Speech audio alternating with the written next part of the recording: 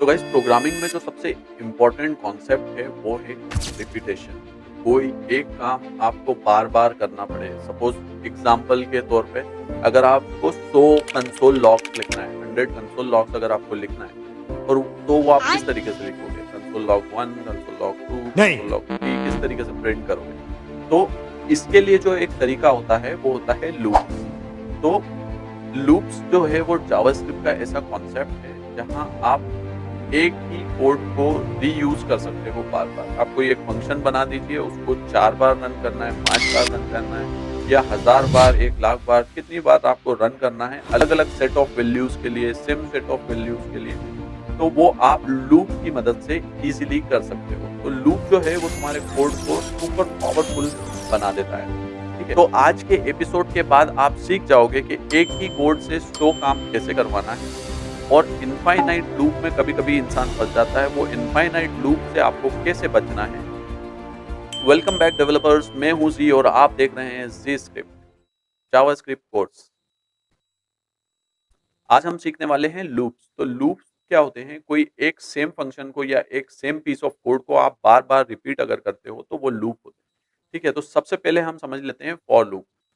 ठीक है? तो फॉर लूप क्या होता है? फॉर लूप जो होता है एक सिंपल टाइप का लूप होता है जिसका जो स्ट्रक्चर होता है फॉर लूप का वो कैसा होता है?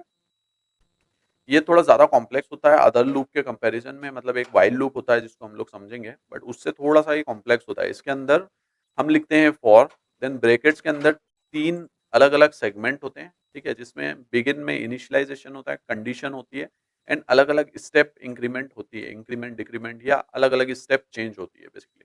ठीक है? तो ये एक बेसिक लूप का जो सिंटैक्स है, ठीक है? जहाँ ये ब्रैकेट के अंदर अलग-अलग 3 कंपोनेंट आ जाते हैं and then same if condition जैसा सेम कर्ली ब्रेसेस के अंदर आपकी लूप की बॉडी आ जाती है। मतलब जो भी कोड आपको एग्जीक्यूट करना है, वो यहाँ पर आ जाएगा। तो इसमें क्या होता है कि जहाँ से आप शुरू करते हो, उसके हिसाब से अलग-अलग कंडीशनल लेवल पे ये कोड कितनी बार एग्जीक्यूट होगा, वो इस पर्टिकुलर ब्रैकेट के अंदर जो कंडीशंस है उसके ऊपर डिपेंड करता है। तो इसका एग्जांपल अगर हम लोग देखेंगे यहाँ पे तो एक आई की वैल्यू है, सपोज एक वेरिएबल लिया हम लोगों ने आई। अब ये आई वाला जो वेरिएबल है ये इस पूरे लूप के अंदर यूज होगा एक-एक बार। मतलब एक राउंड में उसकी वैल्यू चेंज होती रहेगी। इस पूरे ब्लॉक में ये वाला वेरिएबल यूज होने वाला है आई, ठीक है? तो इनिशियली सबसे पहले इसकी वैल्यू हमने शुरू बिगिन वाले स्टेटमेंट में हमने असाइन कर दी, एक वेरिएबल असाइन करके इसकी वैल्यू 0 डिफाइन कर दी। अब यहाँ क्या होगा कि ये इस वाली वैल्यू के लिए रन होना शुरू होगा, तो ये अंदर इस ब्लॉक में आ जाएगा। यहाँ ये अलर्ट में जो है हमें अलर्ट दिखा देगा, यहाँ पर वैल्यू रहेगी इसकी 0। अब ये होने के बाद क्या होता है कि यहाँ पर ये नेक्स्ट वैल्यू को यहाँ पर चेक करता है, ठीक है? इसको इसने यहाँ पर चेक किया। इसकी वैल्यू जो है यहाँ पर थर्ड वाले में कंडीशन, ये कंडीशन वाले स्टेटमेंट में कंडीशन चेक करता है एंड यहाँ पर थर्ड जो स्टेप वाला सेक्शन है यहाँ पर वैल्यू इंक्रीमेंट डिक्रीमेंट या वैल्यू जो रहती है उसकी चेंज होती है। तो यूजुअली यहाँ पे इंक्रीमेंट या डिक्रीमेंट चलता है मोस्टली। तो यहाँ एक वैल्यू इंक्रीमेंट हो गई है, ठीक है? तो यहाँ अब क्या होगा कि ये वाली वैल्यू इंक्रीमेंट होने के बाद 1 के साथ 2 हो जाएगी। फिर 2 वैल्यू के लिए वापस से ये ब्लॉक चलेगा। फिर ये जो पार्ट रहता है बिगिन वाला, ये सिर्फ एक बार एग्जीक्यूट होता है, ठीक है? इसके बाद ये 2 जो राइट साइड के ये 2 कंडीशनल स्टेटमेंट और स्टेप वाला है, ये बार-बार रन होता है, ठीक है? तो यहाँ पर अभी नेक्स्ट क्या होगा, 2 के लिए ये ब्लॉक चल चुका है। अभी ये कंडीशनल पे आएगा। यहाँ पर ये चेक करेगा कि 2 जो है वो लेस देन 3 है, ठीक है? तो ये वापस से इंक्रीमेंट करके वापस से यहाँ पर आ जाएगा। अब 3 के लिए ये ब्लॉक चलेगा। सॉरी, अब 2 के लिए ये ब्लॉक चलेगा एंड 2 के बाद वापस से ये इंक्रीमेंट करेगा एंड इंक्रीमेंट करने के बाद कंडीशनल स्टेटमेंट पे ये चेक करेगा कि 3 जो है वो 3 से लेस देन है क्या? तो वो 3 जो है ये कंडीशन इस केस में फॉल्स हो जाएगी। जो अभी तक के ये ट्रू हो रही थी, अब ये फॉल्स हो जाएगी। तो थर्ड वाले केस में ये अलर्ट स्टेटमेंट नहीं चलेगा। तो ये 3 बार एक ही सेम अलर्ट हम लोगों ने अलग-अलग वैल्यू के लिए 3 बार चला दिया। इसमें क्या होगा कि यहाँ पे देखिए 0 वैल्यू आई, 1 आई, 2 आई, 3 के बाद ये वाली कंडीशन फेल होने लगेगी। तो इसलिए 3 बार ये लूप चल जाएगा, ठीक है? तो ये जो होता है ये हर स्टेटमेंट, ये देखिए यहाँ पर कुछ इंपॉर्टेंट पार्ट है। बिगिन वाला जो पार्ट है ये सिर्फ एक बार चलता है, ठीक है, कंडीशनल स्टेटमेंट जो है ये हर लूप के इटरेशन के पहले चेक होती है। अगर फॉल्स होती है तो लूप स्टॉप हो जाता है, अगर ट्रू होती है तो लूप की बॉडी में चले जाते हैं। ठीक है, बॉडी जो रहती है वो बार-बार चलती है अगर जब तक कि कंडीशन जो रहती है वो ट्रू रहती है। स्टेप वाला जो पार्ट रहता है राइट साइड वाला, ये स्टेप वाला पार्ट हर बॉडी के बाद में एग्जीक्यूट होता है। जैसे यहाँ पे ये इनिशियलाइज़ हुआ, यहाँ पे इसने चेक किया, देन इसके बाद ये एग्जीक्यूट होके ये इंक्रीमेंट हो गया। फिर उसके बाद ये बिगिन वाला क्योंकि सिर्फ एक ही बार चलता है, तो वापस से ये चेक हुआ, देन उसके बाद बॉडी पे आया, देन फिर इंक्रीमेंट होके फिर से चेक हुआ। अब यहाँ पे थर्ड पार्ट में जब इसकी वैल्यू 3 हो जाती है, तो ये फॉल्स होके यहाँ से बाहर हो जाता है इस लूप से, ठीक है। अब इस नंबर के बेसिस पे आप कितनी बार भी इसको रन कर सकते हो। इसको अगर 100 कर दोगे तो ये 100 बार एग्जीक्यूट हो जाएगा, ठीक है। तो अलग-अलग टाइम्स ये लूप जो है ये यहाँ पर चल जाता है, ठीक है। इसके बाद में आता है जब हमें एग्जैक्ट काउंट पता नहीं होता है, तब हम यूज़ करते हैं व्हाइल लूप। तो व्हाइल लूप यहाँ पर ऊपर जैसा डिफाइन किया हुआ है व्हाइल लूप। व्हाइल में क्या होता है कि आपका व्हाइल आपने लिखा, यहाँ पर सिर्फ कंडीशन होती है, ठीक है। कोई बिगिन वाला स्टेटमेंट नहीं होता, कोई स्टेप नहीं होता, सिर्फ एक कंडीशन होती है और इसके बाद ये ब्रैकेट यहाँ पर डिफाइन होता है। मतलब इसकी जो बॉडी होती है वो लूप की बॉडी यहाँ पर कर्ली ब्रेसेस के फॉर्म में डिफाइन होती है। इसमें क्या होता है कि आपको जो कंडीशन है वो इस तरीके से मैनेज करना होती है कि वो कंडीशन इस लूप की बॉडी में अलग-अलग तरीके से चेंज हो। मतलब जो स्टेप वाला जो पार्ट होता है, देखिए इसके एग्जांपल में देखेंगे तो स्टेप वाला पार्ट आपको बॉडी के अंदर मेंटेन करना होता है। नहीं तो ये जो लूप होता है वो कहीं बार इनफाइनाइट लूप में फँस जाता है। क्योंकि यहाँ पर बार-बार कंडीशन चेक हो रही है, आपने उसका कुछ इंक्रीमेंट या डिक्रीमेंट का कोई कोड नहीं लिखा हुआ होता है, तो ये बार-बार लूप एग्जीक्यूट करे जाता है और ये लूप जो है ये इतनी बार एग्जीक्यूट होता है कि मतलब आपका जो सिस्टम है वो कई बार ब्राउज़र क्रैश हो जाता है, ब्राउज़र रुक जाता है, सिस्टम उसकी वजह से हैंग हो जाता है। तो ये एक प्रॉब्लम देखने को मिलती है। व्हाइल लूप के साथ काम करते वक़्त कई डेवलपर्स सेफ कंडीशंस लगाते हैं। मतलब ये कंडीशंस तो वो बना ही रहे हैं बट इसके साथ-साथ कुछ एक और एंड ऑपरेटर के साथ एक कंडीशन लगा देते हैं कई डेवलपर्स कि जिसकी वजह से अगर ये तो ठीक है जब तक नहीं बनती बट वो उतनी ही बार चलेगा। मतलब या तो 10 टाइम्स, 20 टाइम, 100 टाइम चलने के बाद वो लूप एग्ज़ीक्यूट होना बंद कर दें। ठीक है? जब उनकी कंडीशन सैटिस्फाई हो जाती है वो उस पर्टिकुलर कंडीशन को एंड ऑपरेटर को हटा देते हैं। तो ये एक सेफ कंडीशन होती है। बिगिनर लेवल पे आप वैसा कुछ कर सकते हो। अगर आप थोड़े एडवांस लेवल पे थोड़े अच्छे डेवलपर बन जाओगे, आपके ऑटोमेटिकली समझ में आने लगेगा कि ये कितनी बार एग्ज़ीक्यूट होगा। मतलब कोड देख के डेवलपर्स को समझ आ जाता है कि वो कितनी बार एग्ज़ीक्यूट होगा, किस तरीके से एग्ज़ीक्यूट होगा। तो इनिशियली आप भी वैसा कुछ कर सकते हो। ठीक है? तो यहाँ पर भी वही सेम लूप जो हमने फॉर लूप में देखा, वो बिगिन वाला कोड यहाँ लूप के बाहर है, कंडीशन वाला यहाँ पर दिया हुआ है एंड इंक्रीमेंट स्टेप वाली जो चीज़ है वो लूप की बॉडी में हम लोग यहाँ पर कर रहे हैं। इसका भी जो आउटपुट रहेगा वो सेम ही रहेगा 0, 1, 2 ठीक है?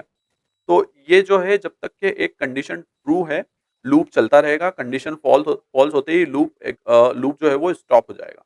ठीक है? तो अगर प्लस प्लस नहीं लिखा तो इनफाइनाइट लूप हो सकता है जैसे कि मैंने बताया, तो उसमें फँस जाते हैं कई डेवलपर्स। तो ये था हमारा व्हाइल लूप। इसके बाद में आता है एक डू व्हाइल लूप, ठीक है? तो ये कम से कम एक बार ज़रूर चलेगा। कंडीशन जो है फ़ॉल्स हो तब भी ये एक बार ज़रूर चलेगा। इसमें क्या होता है कि डू वाला जो पार्ट है ये एक बार तो चलेगा। अब वो ये व्हाइल वाले पार्ट में आके कंडीशन चेक करेगा बट ये वाला पार्ट तो एक बार चलना ही चलना है। ठीक है? तो इस तरीके का अगर फर्स्ट टाइम आपको कोई एक कोड एग्ज़ीक्यूट करवाना ही है तो ये डू व्हाइल लूप आप लिख सकते हो। एंड फर्दर आपको इसके लिए व्हाइल की कंडीशन अगर आप इस तरीके से लिखोगे तो ये कोड फिर बार-बार भी चलेगा। सिर्फ़ इसमें इतना ही फ़र्क है व्हाइल से अलग हटके कि ये एक बार ज़रूर चलता है। ठीक है? इसलिए ये गारंटीड एग्ज़ीक्यूशन लूप है एक तरीके से। ठीक है? इसके बाद हम देख लेते हैं ब्रेक स्टेटमेंट। ठीक है? तो ब्रेक का यूज़ जो होता है वो लूप को बीच में स्टॉप करने के लिए होता है। कहीं पे आपको अगर लूप को किसी जगह पे ब्रेक करना हो तो आप ब्रेक वहाँ पर लिख दीजिए, लूप वहीं पे ब्रेक हो जाएगा।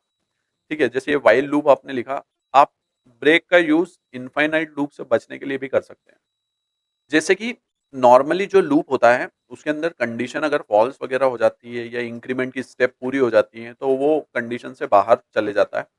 ठीक है? इंक्रीमेंट वाले जैसे हमने एग्ज़ाम्पल्स वहाँ पर देखे थे, बट कहीं पे क्या होता है कि अगर आपको वैल्यू नहीं मिल रही है, ठीक है? या जैसे ये इस तरीके का है, तो यहाँ पर बेसिकली क्या हो रहा है कि हमें एक नंबर एंटर करना है, ठीक है? अगर वो नंबर हमने 10 एंटर कर दिया, कोई ऐसा नंबर एंटर कर दिया यहाँ पर, तो 1, 2 3 4 5 6 7 8 9 10 11 12 13।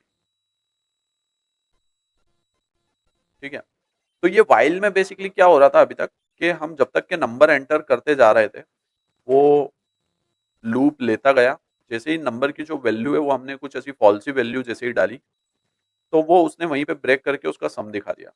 ठीक है, तो ये इस तरीके का कोड था यहाँ पे, जैसे 1 + 1 2। ठीक है, तो ये यहाँ पे क्या हुआ कि जब जैसे ही कोई फॉल्सी वैल्यू आएगी, फॉल्सी वैल्यू क्या होती है कि अगर कोई ब्लैंक स्ट्रिंग हुई, वो एक फॉल्सी वैल्यू है। ठीक है, इसके आगे अगर आप नॉट लगा दोगे तो वो ट्रू हो जाएगी। ठीक है, या जीरो भी एक फॉल्सी वैल्यू है, इसके आगे आप नॉट लगा दोगे तो वो ट्रू हो जाएगी। तो ये एक अच्छा तरीका होता है कोई भी फॉल्सी वैल्यू को चेक करने का। मतलब अगर कोई फॉल्सी वैल्यू के आगे अगर आप नॉट लगा दोगे तो वो ट्रू रिटर्न कर देगा आपको। तो यहाँ पर भी बेसिकली वही किया गया है लूप के अंदर। तो इस लूप में भी बेसिकली वही किया गया है कि जो फॉल्सी वैल्यू जैसे ही आ रही है, तो उस फॉल्सी वैल्यू के आगे नॉट लगा दिया तो वो ट्रू रिटर्न कर रहा है। ठीक है, जैसे यहाँ पे जीरो के आगे नॉट लगा दिया तो ट्रू रिटर्न कर रहा है, ब्लैंक के आगे ब्लैंक स्ट्रिंग के आगे नॉट लगा दिया तो ट्रू रिटर्न कर रहा है। तो ये फॉल्सी वैल्यू को चेक करने का बहुत अच्छा कोड लिखा हुआ है। अगर कोई भी फॉल्सी वैल्यू यहाँ पे आती है तो कोड ब्रेक हो जाएगा। ठीक है, और बाकी अगर वैल्यूज यहाँ पे कंटिन्यूअसली आ रही है, प्रॉम्प्ट वैल्यू ले रहा है, तो यहाँ पे ये प्लस करते जाएगा लूप में जब तक कि आप वैल्यू ऐड करते रहोगे। ठीक है, तो एक तरीके से प्लस करने वाला कैलकुलेटर अगर आपको बनाना है तो उसका ये कोड यहाँ पर आपको मिल जाएगा। ये सिर्फ प्लस करेगा। अगर आप कोई दूसरी फॉल्सी वैल्यू ऐसी रिटर्न अगर आप इसको देते हो तो वहां पर ये ब्रेक हो जाएगा। ठीक है, तो ये था ब्रेक स्टेटमेंट, किस तरीके से ब्रेक स्टेटमेंट इसको उसी जगह पे ब्रेक करके एंड आगे का स्टेटमेंट रन करके ये अल्टीमेटली बेसिकली इस लूप से बाहर कर देता है। तो इस स्टेटमेंट के एग्जीक्यूट होते से ही आपका जो कोड है वो बाहर हो जाएगा। नेक्स्ट आपका आता है कंटिन्यू स्टेटमेंट।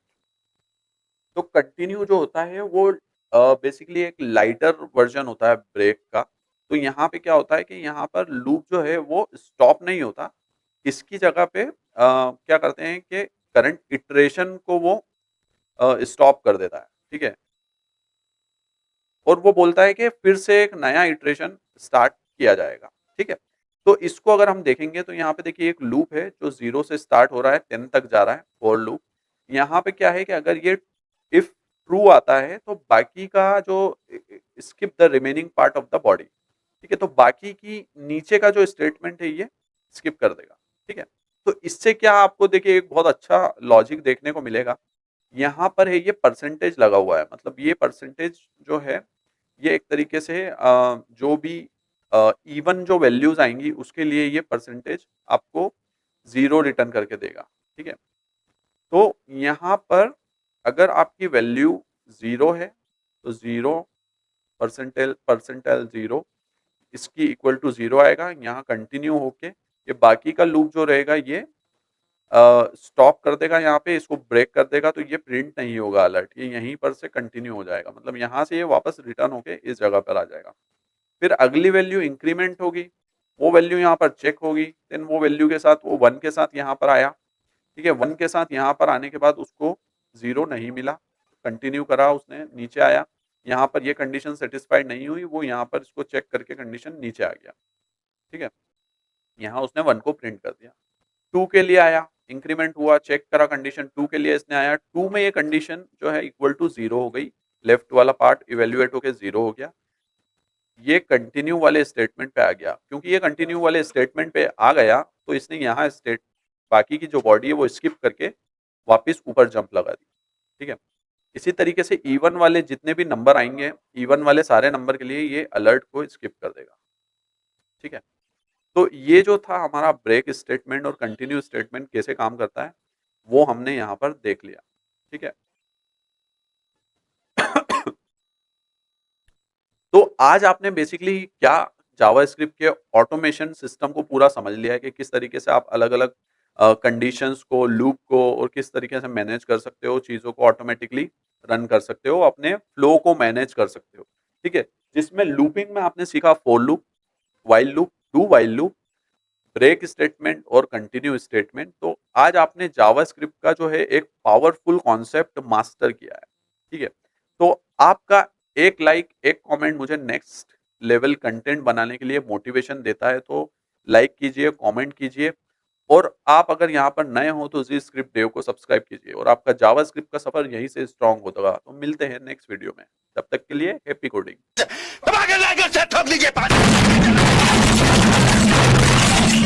पूरा साल मेहनत करता हूं आपके लिए बेटा।